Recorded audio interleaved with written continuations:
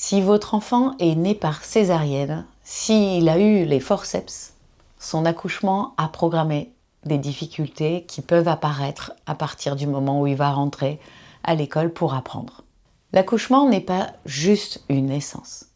C'est la première grande activation du système nerveux du bébé. Chaque étape compte. Chaque perturbation laisse une trace. Et lors d'une césarienne programmée, votre enfant n'a jamais vécu les contractions. Son corps n'a jamais subi la pression du canal de la naissance. Le réflexe de Moro s'active lors de la descente dans le bassin. La pression déclenche ce réflexe. S'il n'y a pas de descente naturelle, il n'y a pas d'activation complète. Ce réflexe reste partiellement endormi. Par exemple, à 6 ans, peut-être 9 ans, votre enfant, peut-être, sursaute pour rien. Et quand il sursaute, il fait ça. Autre exemple, la prématurité. Les 3 derniers mois de grossesse peaufinent le système nerveux. Votre bébé est né à 7 mois, par exemple, eh bien, il a raté des semaines cruciales. C'est pas grave, ça se rattrape. Ces réflexes restent immatures.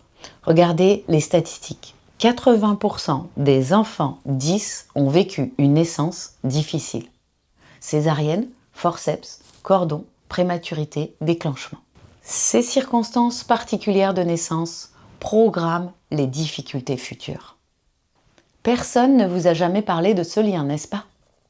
Le personnel de santé ne fait pas forcément le rapprochement. Pourtant, la connexion existe, solide et scientifiquement prouvée. Votre enfant porte ses mémoires dans son corps. Son système nerveux reste figé dans le stress de sa naissance. Réintégrer les réflexes archaïques et libérer les mémoires inconscientes efface ces mémoires traumatiques. Le corps retrouve alors son plein pouvoir.